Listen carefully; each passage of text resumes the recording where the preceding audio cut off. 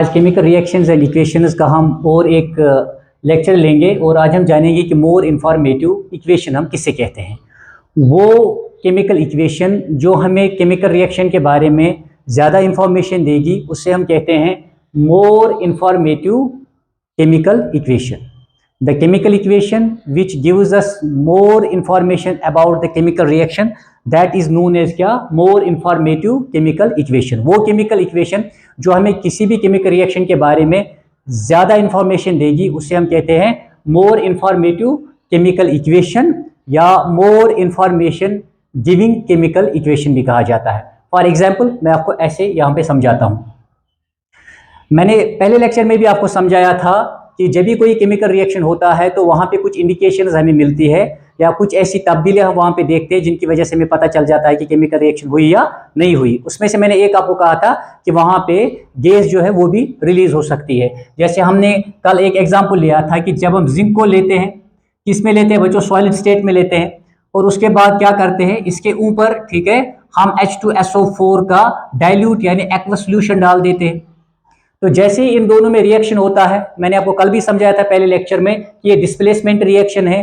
क्योंकि जो जिंक है ये मोर रिएक्टिव है एज कंपेयर टू हाइड्रोजन, तो जिंक जो है, ठीक है, इस सॉल्यूशन से या इस कंपाउंड से क्या करेगा, हाइड्रोजन को रिप्लेस करेगा, डिस्प्लेस करेगा, जिसको हम डिस्प्लेसमेंट रिएक्शन कहते हैं। और यहाँ पे क्या होगा बच्चों, ठीक है, हाइड्रोजन गैस यहाँ पे रिलीज होगा। हाइड्रोजन गैस यहाँ पे बच्चों बबल्स की सूरत में बीकर में हमें, ठीक है, नजर आएगा कि बबल्स की सूरत में ये क्या हो रहा है, रिलीज हो रहा है। ठीक है, तो यहाँ पे हम क्या देखेंगे बच्चों, जैसे ही यहाँ पे हाइड्रोजन को जिंक डिस्प्लेस करेगा तो यहाँ पे जिंक सल्फेट बनेगा। ठीक है, जिंक सल्फेट का एक्वस सॉल्यूशन, और साथ में क्या होगा, साथ में यहाँ पे हाइड्रोजन गैस रिलीज होगा। ठीक है, ये मैंने आपको कल समझाया था। अब जब आप इस इक्वेशन की तरफ देखते हैं, यहां पे मैंने आपको दिखाया कि जिंक जो है ये सॉलिड स्टेट में है और जो H2SO4 है ये वाटर सॉल्यूशन है, यहाँ पे बच्चों ये एक्वस सॉल्यूशन की सूरत में है। जिंक सल्फेट फिर से एक्वस सॉल्यूशन की सूरत में है और हाइड्रोजन जो है ये गैस की सूरत में, ठीक है, वहां पे रिलीज होगी बच्चों। तो आपने याद रखना है कि ये वाली जो बच्चों, ठीक है, केमिकल रिएक्शन है ये मोर इंफॉर्मेटिव है, क्योंकि यहाँ पे, ठीक है, ये जो केमिकल इक्वेशन मैंने यहाँ पे लिखी है ये इस केमिकल रिएक्शन के बारे में मुझे हर एक बच्चों, ठीक है, चाहे रिएक्टेंट्स की बात हो या प्रोडक्ट की बात हो, ये मुझे बराबर बता रहा है कि कौन सा, ठीक है, किस स्टेट में है। जैसे बच्चों ये सॉलिड स्टेट में पाया जाता है, ये एक्वस सॉल्यूशन की सूरत में, ये भी एक्वस सॉल्यूशन की सूरत में, और ये गैसियस स्टेट में वहां पे पाया जाता है। ठीक है, तो ये आपने याद रखना है। तो अब ये जो बच्चों, ठीक है, केमिकल इक्वेशन है मोर इंफॉर्मेटिव है, क्योंकि ये स्टेट सिंबल से हमें बच्चों पता चल जाता है कि कौन किस सूरत में वहां पे, ठीक है बच्चों, मौजूद है। तो ये आपने याद रखना है।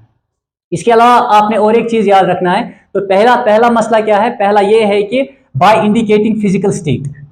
तो जब भी हम बच्चों, ठीक है, केमिकल इक्वेशन को मोर इंफॉर्मेटिव बनाएंगे, मोर इंफॉर्मेटिव केमिकल इक्वेशन कौन सी होती है बच्चों, ठीक है, जो हमें केमिकल रिएक्शन के बारे में, ठीक है, ज्यादा जानकारी दे। तो जैसे बच्चों, ठीक है, पहले हमने क्या किया, by indicating physical state, by indicating physical state. किनका फिजिकल स्टेट बच्चों इंडिकेट किया यहाँ पे इसने, by indicating physical state of किस का, शाबाश, रिएक्टेंट्स का भी और प्रोडक्ट का भी। तो पहला वाला है कि जब फिजिकल स्टेट हम बच्चों इंडिकेट करेंगे उन तमाम सब्सटेंसेस का जो उस केमिकल रिएक्शन में इन्वॉल्व होंगे अलोंग विद द बच्चों जो प्रोडक्ट वहां पे बनेगा as a result of chemical reaction, ये आपने याद रखना है। दूसरा है बच्चों, ठीक है, कि इसके अलावा हम दिखाते हैं कि वहां पे हीट चेंजेस कौन सी हुई। दूसरा आपने याद रखना है, ठीक है, कि कौन सी हीट चेंजेस वहां पे हम इंडिकेट, यानी हीट चेंजेस कौन सी हुई। हीट चेंजेस का मतलब है कि जो हम केमिकल रिएक्शन लिख रहे हैं बच्चों, ठीक है, वो एक्सोथर्मिक है या एंडोथर्मिक, वो एक्सोथर्मिक है या वो बच्चों, ठीक है, क्या है, वो एंडोथर्मिक है। अगर हमने, ठीक है, ये दिखाया तो हम मोर इंफॉर्मेशन दे रहे हैं। एक्सोथर्मिक का मतलब क्या है, जहां पे हीट रिलीज होती है, और एंडोथर्मिक का मतलब क्या है, जहां पे हीट एब्जॉर्ब होती है।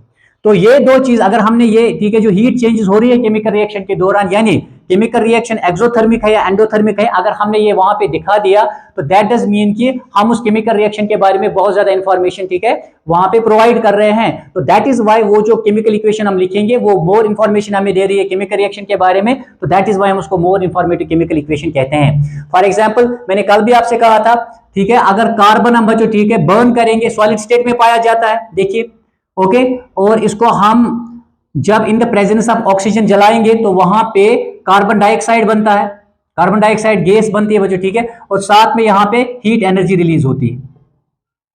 जब भी आप हीट एनर्जी देखेंगे कि ये प्रोडक्ट साइड से लिखा हुआ है, तो ये हमारे पास एक इंडिकेशन है कि दिस इज एन एक्सोथर्मिक क्या केमिकल रिएक्शन, क्योंकि यहाँ पे हीट एनर्जी क्या हुई है, रिलीज हुई है।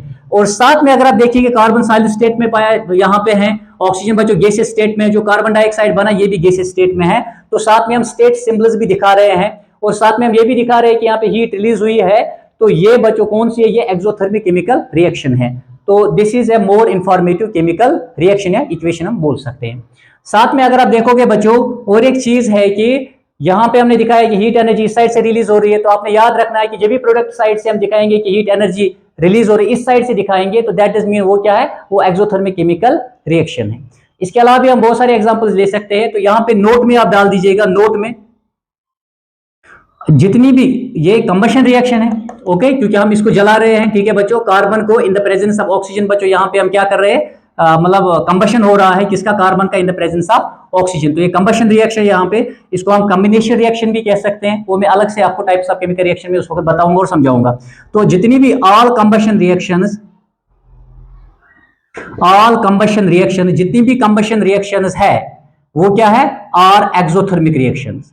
यानी जितनी भी कंबशन रिएक्शंस है उनके दौरान क्या होगा, हीट एनर्जी वहां पे प्रोड्यूस होगी, ठीक है बच्चों, या हीट एनर्जी वहां पे रिलीज होगी। और वो किस साइड से हम दिखाते हैं, प्रोडक्ट साइड से। तो जितनी भी कंबशन रिएक्शंस है वो एक्सोथर्मिक रिएक्शंस है, आपने बस ये याद रखना है। ओके, अब फॉर एग्जांपल अगर हम क्या करेंगे, अगर हम बच्चों ठीक है मीथेन को लेंगे, मीथेन को क्या करेंगे, मीथेन को, ठीक है, मीथेन गैस को या नेचुरल गैस को हम लेंगे और इन द प्रेजेंस ऑफ ऑक्सीजन हम इसको क्या करेंगे, बर्न करेंगे। तो वहां पे क्या बन जाएगा, वहां पे कार्बन डाइऑक्साइड, ठीक है, गैस बनेगी, साथ में ठीक है वाटर वेपर बनेगा, ठीक है, और साथ में क्या होगी, साथ में हीट एनर्जी यहां पे रिलीज होगी। तो ये भी एक किस्म की केमिकल रिएक्शन है जो कि क्या है, जो कि एक्सोथर्मिक इन नेचर है, यानी यहाँ पे हीट एनर्जी क्या हो रही है, रिलीज हो रही है। तो इसलिए मैंने आपको पहले ही कहा कि जितनी भी कंबशन रिएक्शंस है वो सब की सब क्या है, एक्सोथर्मिक रिएक्शंस है। एग्जाम में आप एक दो एग्जांपल्स देके वहां पे दैट इज सफिशिएंट, वो बहुत है अगर आप उतना लिखेंगे। तो एक तो यहां पे हमने दिखाया एक्सोथर्मिक, दूसरा क्या है, एंडोथर्मिक। एंडोथर्मिक में हम क्या लेंगे बच्चों, एंडोथर्मिक का मतलब है कि वहां पे हीट एनर्जी क्या हुई है, एब्जॉर्ब हुई है, ठीक है। तो यहां पे हम लेंगे एक दो एग्जांपल्स, इसकी भी लेंगे हम। कमर्शियल रिएक्शंस में और भी आती है, जैसे जो फॉर एग्जांपल अगर आप देखोगे रेस्पिरेशन का, कल मैंने एग्जांपल दिया, ठीक है, वो भी कंबशन रिएक्शन है। तो वहां पे भी मैंने आपको कल एक एग्जांपल दिया था जहां पे मैंने दिखाया था कि जब बच्चों ठीक है ग्लूकोज के साथ सेल्स के अंदर ऑक्सीजन जो है कंबाइन हो जाता है और वहां पे भी क्या होती है, एनर्जी रिलीज होती है, साथ में कार्बन डाइऑक्साइड और वाटर की फॉर्मेशन हो जाती है। वो मैंने कल वाले लेक्चर में आपको समझाया था। वो भी क्या है, वो भी एक कंबशन रिएक्शन की एग्जांपल है, वहां पे भी एनर्जी रिलीज होती है। एंडोथर्मिक रिएक्शन में क्या होता है, एंडोथर्मिक रिएक्शन वो केमिकल रिएक्शन होती है जहां पे हीट एनर्जी एब्जॉर्ब होती है। फॉर एग्जांपल अगर आप, कल मैंने आपको कहा था, अगर हम नाइट्रोजन गैस और ऑक्सीजन गैस को क्या करेंगे, अगर हम बच्चों इनको ठीक है कंबाइन कराएंगे या हीट करेंगे इनको एट क्या शाबाश 3000 डिग्री सेल्सियस पे, यानी यहां पे क्या होगी, यहां पे हीट एनर्जी जो है वो एब्जॉर्ब होगी। जब हीट एनर्जी रिएक्टेंट साइड से दिखाया होगा तो that does mean that is an endothermic, को एंडोथर्मिक केमिकल रिएक्शन है जब इस साइड से दिखाया होगा। तो इसका मतलब है हीट एनर्जी एब्जॉर्ब हुई है। और किस टेम्परेचर पे, जब इनको हम 3000 डिग्री सेल्सियस पे क्या करेंगे, ठीक है, इनको हीट करेंगे, तो वहां पे ठीक है नाइट्रोजन, ठीक है, मोनोऑक्साइड का गैस बनेगा बच्चों, यानी इसकी फॉर्मेशन हो जाएगी। तो यहां पे हीट एनर्जी एब्जॉर्ब हुई है, ये रिएक्टेंट साइड से दिखाया हुआ है, तो this is an endothermic chemical reaction, या यहां पे दिखा सकते हैं।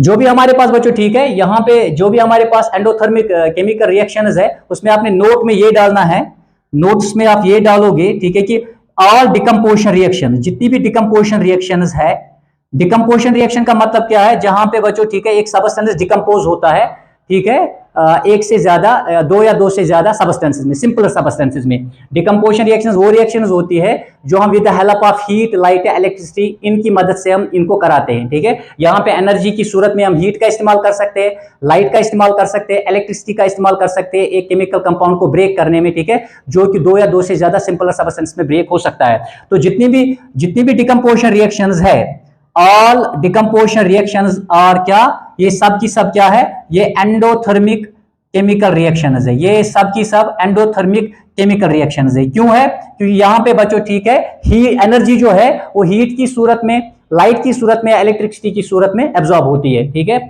क्यों, एक केमिकल कंपाउंड को ब्रेक करने के लिए। तो जितनी भी डिकम्पोजिशन रिएक्शंस है ये सब की सब क्या है, ये एंडोथर्मिक केमिकल रिएक्शंस है। ये आपने बच्चों ठीक है ध्यान में रखना है। ओके। और इसके लिए मैंने एक एग्जांपल आपको ऊपर दे दी, एक एग्जांपल मैंने आपको ऊपर लिखी है, इसका आप बच्चों हमेशा ध्यान रखेंगे। इसके अलावा अगर मैं यहाँ पे और एक दो एग्जांपल्स लिखूं, ठीक है, एक तो यहाँ पे बच्चों ठीक है हीट एनर्जी हमने दी, इसके अलावा हमारे पास कुछ प्राइम एग्जांपल्स है, जैसे अगर आप कैल्शियम कार्बोनेट लेंगे, जब भी आप कैल्शियम कार्बोनेट लेंगे सॉलिड स्टेट में होगा, ठीक है, और इसको आप बच्चों ठीक है स्ट्रांगली हीट करेंगे, इसको आप हीट करेंगे तो ये ब्रेक हो जाएगा, ठीक है, मैंने कहा दो या दो से ज्यादा सिंपल सब्सटेंसेस में, और ये एनर्जी यहाँ पे हम इस्तेमाल करते हैं इसको ब्रेक करने के लिए, ठीक है, कंपाउंड को, तो ये किस में कन्वर्ट होगा, ये कैल्शियम ऑक्साइड जो कि सॉलिड स्टेट में है, और साथ में बच्चों क्या बनेगा, साथ में यहाँ पे कार्बन डाइऑक्साइड की गैस बनेगी, तो ये आपने याद रखना है, ठीक है।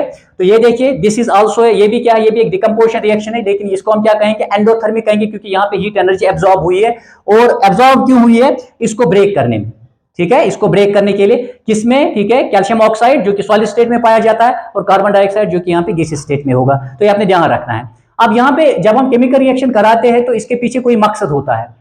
फॉर एग्जाम्पल जो यहाँ पे कैल्शियम ऑक्साइड बना, इसको बच्चों ठीक है इंडस्ट्री में इस्तेमाल किया जाता है सीमेंट और गिलास बनाने में, तो जब भी कोई केमिकल रिएक्शन हम कराते हैं लैब में, तो उसके कराने के पीछे कोई ना कोई मकसद होता है, ठीक है।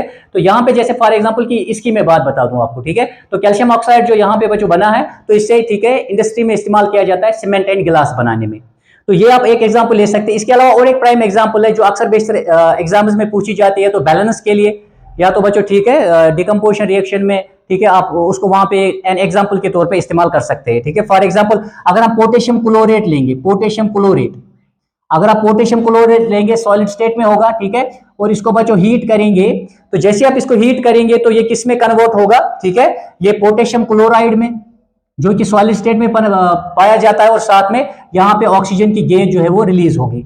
और ये जो इक्वेशन है बैलेंस नहीं है, आप चाहे तो इसको बैलेंस कर सकते हैं, ठीक है। तो ये मैं यहाँ पे समझा रहा था कि ये सारी की सारी क्या है, एंडोथर्मिक केमिकल रिएक्शंस है।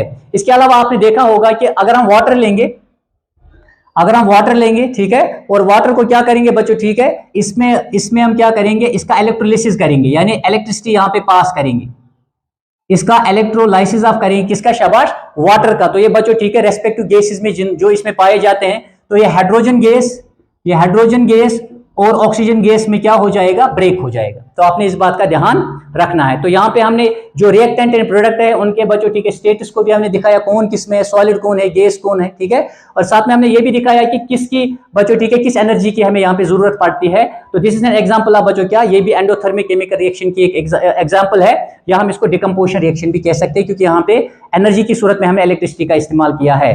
इसी तरह बच्चों ठीक है लाइट का इस्तेमाल होता है। एक एग्जांपल हमारे पास है, ठीक है, जैसे हमारे पास सिल्वर क्लोराइड है, बहुत सारी एग्जांपल्स है, बहुत सारे ऐसे एग्जांपल्स है बच्चों, ठीक है। जब हम हीट का इस्तेमाल यहाँ पे करते हैं इसको थर्मल डिकम्पोजिशन कहा जाता है, जैसे यहाँ पे इसको इलेक्ट्रोलिसिस कहा जाता है, ठीक है। तो इसी तरह बच्चों ठीक है यहाँ पे हम लाइट का इस्तेमाल करते हैं, ठीक है, लाइट का जब इस्तेमाल करते हैं तो वहां पे ब्रेक्स को फोटोलिसिस कहा जाता है, ठीक है। तो ये सॉलिड स्टेट में होगा बच्चों, इसका कलर क्या होगा, इसका बच्चों व्हाइट कलर होगा, ठीक है, यानी सिल्वर कलर इसका होगा, व्हाइट कलर। जैसे आप क्या करेंगे, जैसे आप यहाँ पे बच्चों ठीक है लाइट इसको एक्सपोज करेंगे लाइट में, लाइट सनलाइट भी हो सकता है, लाइट बच्चों सनलाइट भी हो सकता है, ये बल्ब लाइट भी हो सकता है।